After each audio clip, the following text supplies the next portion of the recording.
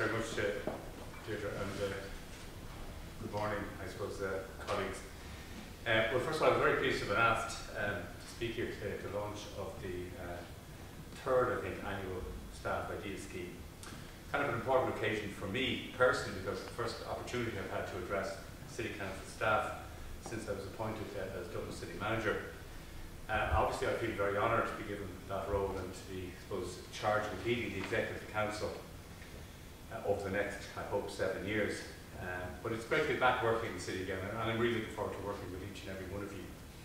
These are exciting and challenging times for local authorities. The local government system has been going through a period of very significant change as it responds to the ongoing programme of fiscal adjustment at central government level and the continuing challenges, or the continuing challenging economic climate. The difficulties created by these developments are compounded by uncertainty about the future role of the sector with the loss of certain functions, and of particular concern the imminent loss of responsibility for water services. Local government is closest to the people, it has its own strong democratic mandate. At a time when difficult and proper resource allocation decisions have to be made, this gives the sector a unique advantage in terms of the legitimacy of its decision-making processes. Notwithstanding this, the evidence is that we have increasingly been bypassed by central government in the delivery of public services. And in addition, I suppose, to these developments, we've had to cope with a loss of public confidence in the public sector in general, including the local authority sector, partly in response to an increasingly unsympathetic and hostile media environment. Last year, the government set out its vision for the sector and its future development in putting people first. This proposed major changes in local government structures, reform of funding, accountability and governance, an expanded economic development and job creation role, and major efficiency initiatives. Of particular relevance, I think, is that the action programme gives the sector new responsibilities in the areas of enterprise support and community development. Allied to these changes, the implementation of the new property tax represents a major development in the whole area of local government finance. And it's going to have important implications for the sector, as I believe the expectations of households regarding service levels are likely to increase. Continuing to manage rising service expectations when available resources are limited will pose a very significant challenge for the local government system over the years ahead. Despite the signs of recovery in the wider economy, I see no let-up for local government. The sector must embrace the opportunities that has been given in the action programme and continue to pursue a reform agenda if it is to remain relevant in post-austerity governance of Ireland. The City Council must also be seen to lead local economic and community development of the city while continuing to deliver a wide range of important services and infrastructure. A key emphasis will continue to be on delivering services efficiently and at the lowest possible cost to households and businesses in the city. Essentially, as I see it, the City Council has no option but to continue on the road that has been travelling with considerable success since 2008.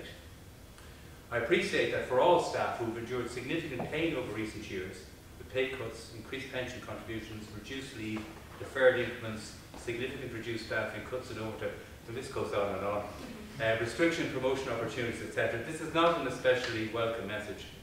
And I believe it's a measure of the commitment of staff to public service that so many of you have retained your enthusiasm for work and been prepared to embrace reform and change in so many cases. And in cases such as the Staff Idea Scheme, you've actually sought to initiate change. And much of the change has been imposed on us by central government. Some of it is welcome, but some I'd be rather dubious about. And one of the great strengths, I think, of this is that it represents change and new ideas that come from the bottom up, and there's an awful lot to recommend that. While a lot of changes are being planned at national level, there's still a lot of scope for us to make changes ourselves. That's why we need staff at all levels of the organisation to see and act on opportunities for improvement. I know from the previous two Staff Idea Schemes that there were nearly 400 ideas right across the organisation. And I was very impressed to learn that 47 of those were of the shortest ideas, and 24 were piloted or trialled. Of course, some of these ideas will not work for a variety of reasons, but I think we can all learn from the experience, even if the idea is not ultimately pursued. I understand that a number of the ideas have produced very significant savings, and I think Roy has explained to me his Gully ICAP holder, which has saved something in the region of 250,000 to date, and has been installed in 137 locations across the city. There are other ideas which while they may not have generated financial savings, have also delivered valuable outcomes. I was informed about this Darndale map developed by Cathal Garvey, which can save lives in an emergency. There's the combined photocopy and swipe card, which I was issued before last week. I think that's Vinnie O'Reilly's idea. That will both save money, but also reduces the clutter which we have to carry around. And there are projects as diverse as the work of the community gardening in Pearse Street by Martin Taylor, which has generated very considerable community buy-in from council tenants. Some of you will need help, advice and assistance from the rest of us as you develop your ideas, especially when you encounter obstacles. And I gather this year there will be opportunities online to get support and to get outside assistance in shaping and developing your ideas. So finally, it just remains for me to thank all of you for coming. I believe, had we doubled off one, there might be an even bigger attendance here today. I suppose, take this opportunity to congratulate everybody associated with the event this year. I'd like to thank the previous participants and their colleagues and supervisors who supported them.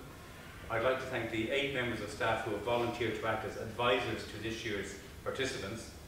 I want to thank the staff ideas team from the studio, that's Mary Mooney, Pauline Reardon and Zaira Rivera Fernandez, who worked on the scheme, on the event, on the exhibition, and the studio intern Luke, who's at the back there, I think, who I think developed the exhibition, did video reel and publicity.